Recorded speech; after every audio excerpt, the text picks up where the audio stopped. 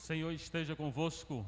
Ele está no meio de nós. Proclamação do Evangelho de nosso Senhor Jesus Cristo, segundo Lucas. Glória a vós, Senhor. Naquele tempo, disse Jesus aos seus discípulos: Se um de vós tiver um amigo e for procurá-lo à meia-noite e lhe disser: Amigo, empresta-me 3 pães, porque um amigo meu chegou de viagem e nada tenho para lhe oferecer.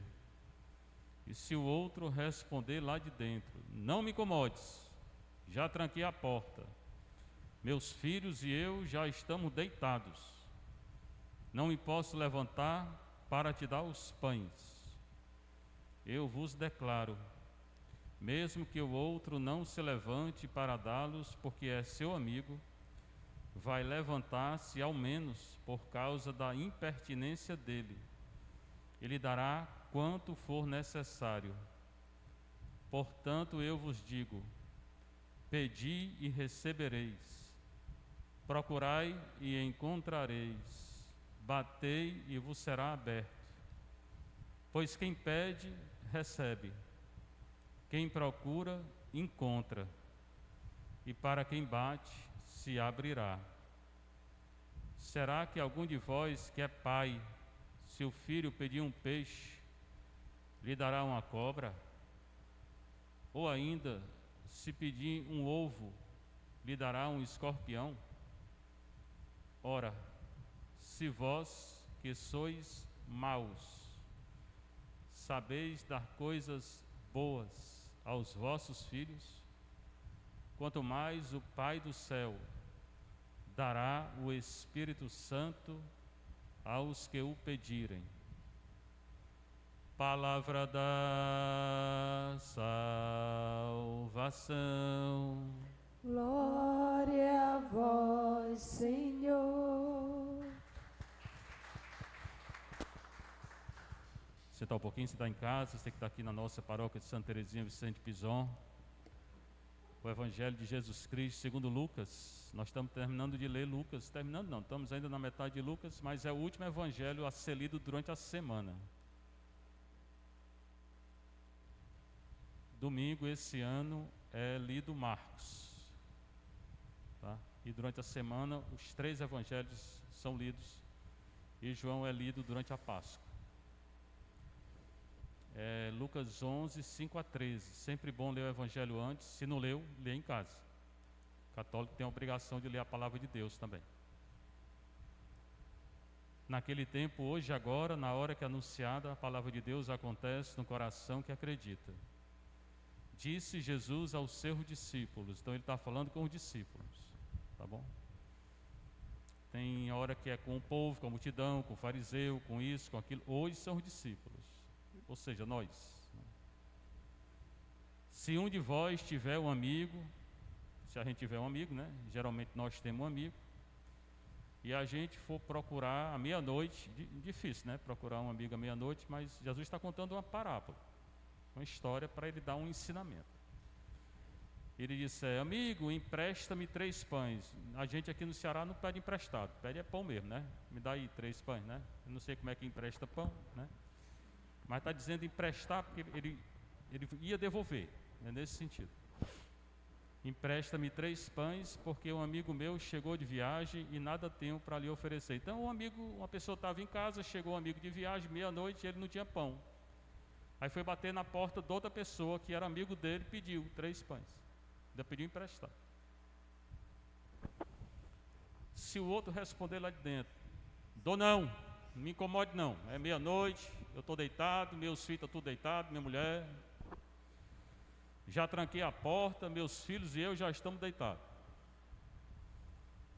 Não fala nem da mulher aqui, né? Não me posso levantar para te dar os pães, né? Aí pronto, a história é essa. É uma história, Jesus está contando, tipo uma catequese, né? Uma parábola. Eu vos declaro. Aí agora ele vai ensinar alguma coisa para nós com essa história. Mesmo que o outro não se levante, o tal do amigo, né? Mesmo que ele não se levante para dá-los, porque é seu amigo, ainda que ele não se levante porque é amigo, ele vai se levantar se o outro ficar toda hora batendo, né? Me dá 3 pães, me dá 3 pães, me dá 3 pães, né? Parece que quando era menino tinha aquele pessoal que vendia chegadinha, né? Aí tocava chegadinha, chegadinha, chegadinha, chegadinha, chegadinha, né? Aí eu ficava pedindo à minha avó, eu quero chegadinha. E ela, tem não, menino, chegadinha, chegadinha. Pois é, 3 pães, 3 pães, 3 pães. Ele vai se levantar porque o outro está importunando. Como esse povo aí fica importunando aqui toda. É por isso que eu saio, para mandar embora, né? Fica importunando, né? Eu vos declaro, ainda que não se levante para dar porque é amigo, vai se levantar por causa da importunação, porque o outro ficou insistindo. E lhe dará quanto for necessário. E sim, Jesus está querendo ensinar o quê? Oração. Peça. Não é pão. O pão que aqui é oração. É pedir na oração. Pedir, pedir, pedir todo dia. Rezar 10 vezes por dia, 15, 20, 30, 40, 1 terço, 2, 3, 9, 20. É a oração, a insistência da oração. O que ele está querendo ensinar é isso. Portanto, eu vos digo, pedi e recebereis.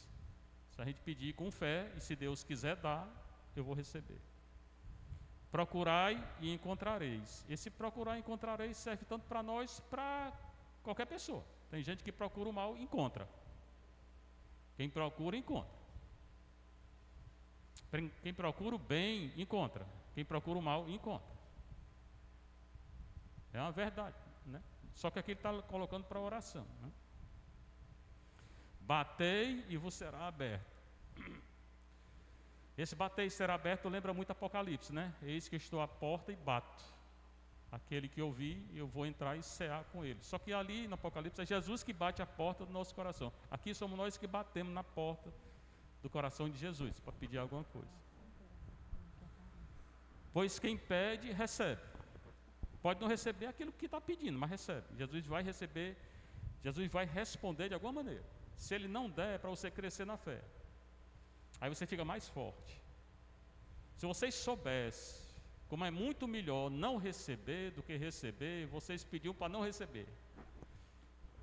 Porque quando a gente não recebe, Jesus está nos ensinando algo maior.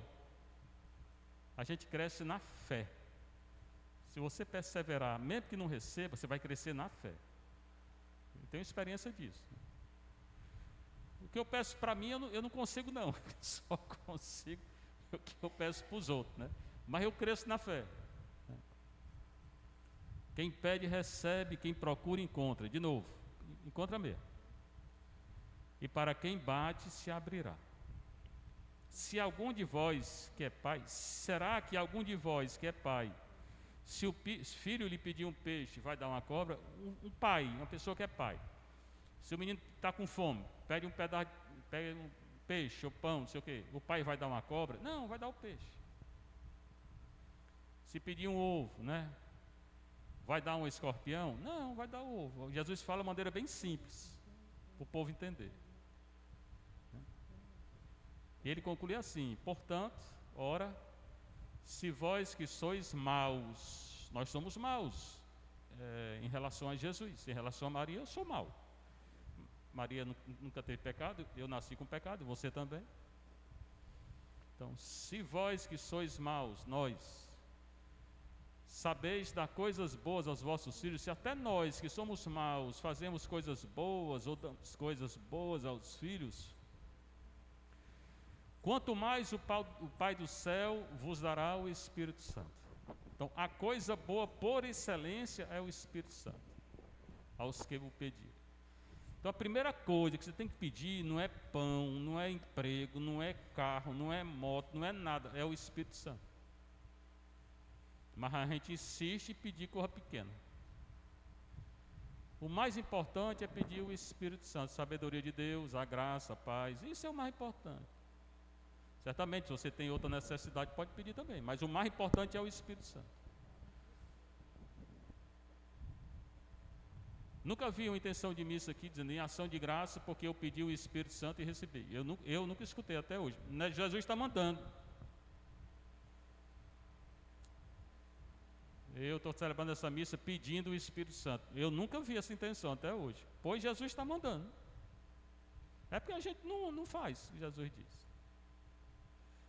Então a primeira coisa a pedir é o Espírito Santo. E o Espírito Santo, no Evangelho de Lucas, é o Evangelho que mais fala do Espírito Santo. Foi ele também que escreveu os Atos dos Apóstolos. E os Atos dos Apóstolos é o livro que mais fala do Espírito Santo.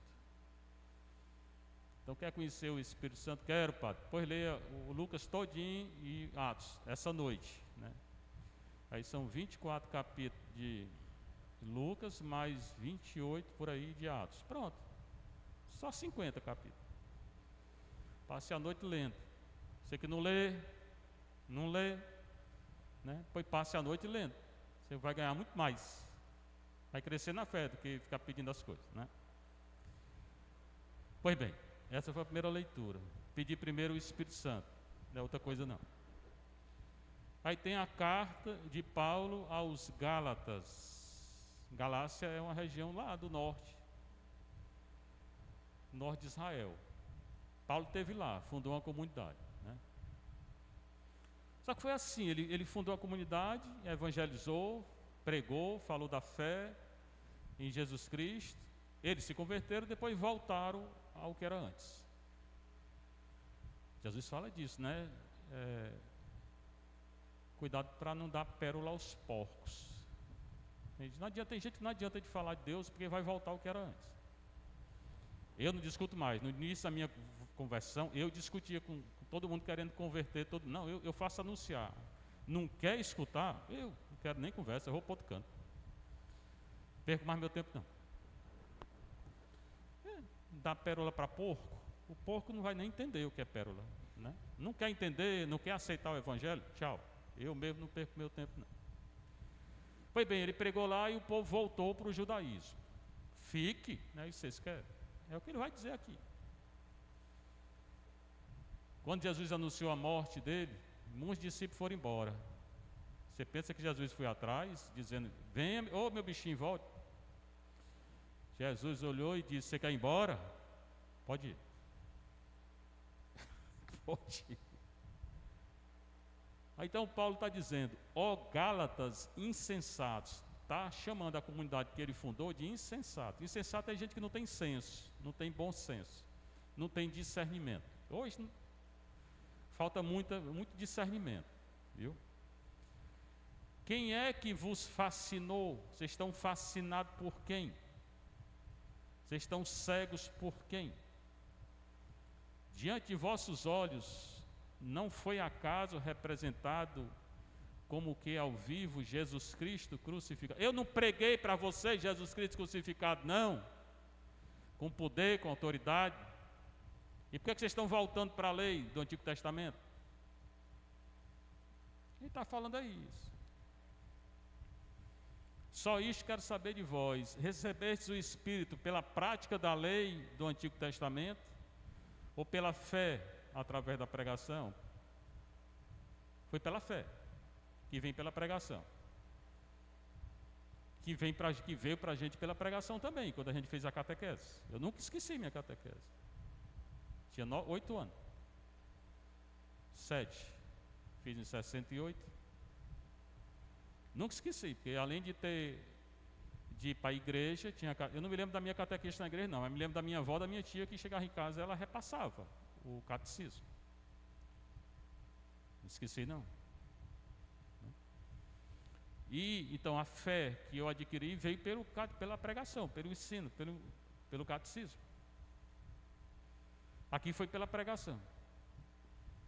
Recebeste o Espírito pelo judaísmo, pelo Antigo Testamento, ou foi pela fé, através da pregação, evangelização? Sois assim tão insensatos, de novo, chamou de insensato. Gente que não tem senso, não tem bom senso, né? A ponto de, depois de teres começado pelo Espírito, quereres terminar pela carne. Muita gente faz isso hoje, viu?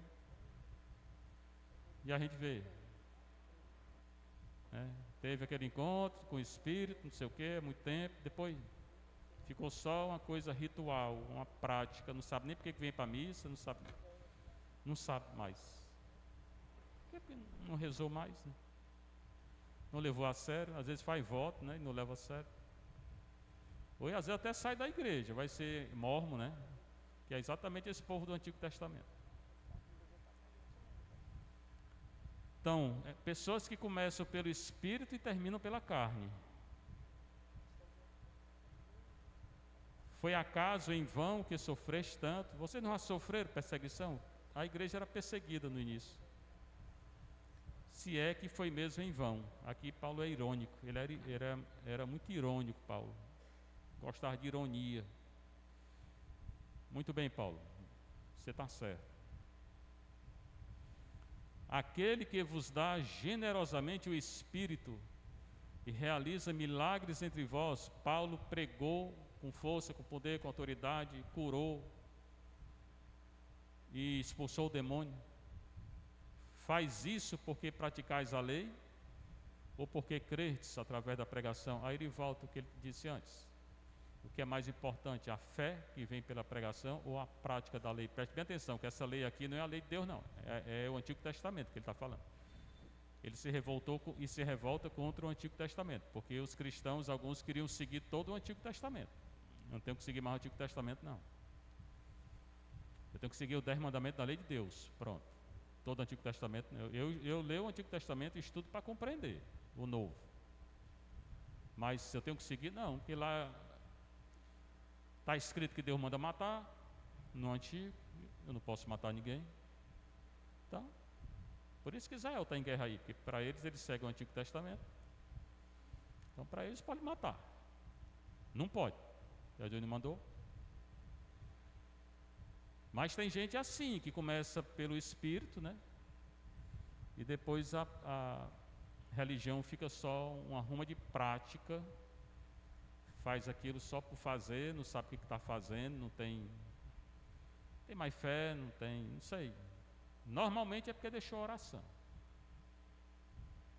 Ou fica uma oração toda sem, né? A oração tem que ser o melhor momento do nosso dia, não é o pior momento, não. Não é só quando eu estou dentro do ônibus ou dirigindo o carro. E o resto também, dirigindo o carro. Mas não é só nisso, não. Não é só aí, não. É o melhor momento. É o momento que você está mais tranquilo. É aí que você tem que rezar. Não é quando chega em casa, sei lá que horas, cansado, aí faz o sinal da cruz e dorme. Não. Não vai sustentar a vida de oração assim, não. Vai ter que tirar uma parte do dia e a melhor parte. Como Jesus disse para Maria. Senão vai ficar como Marta, uma barata tonta, reclamando de tudo e de todos e dando ordem a Jesus. A igreja muitas vezes está cheia de barata tonta. A igreja. Porque não coloca Jesus no centro.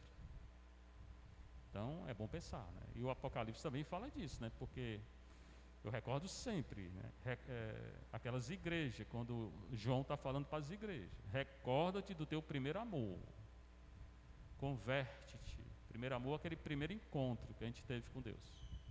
Eu tive diante de Sacraria, eu nunca esqueci, não. Faz 42 anos. E eu fico sempre pensando. E procuro tirar 3, 4 horas todo dia para rezar. Senão, eu não considero preparado para celebrar a missa, não. Então, é bom colocar a oração no centro. Seja louvado nosso Senhor Jesus Cristo. Para sempre seja louvado nossa Mãe Maria Santíssima.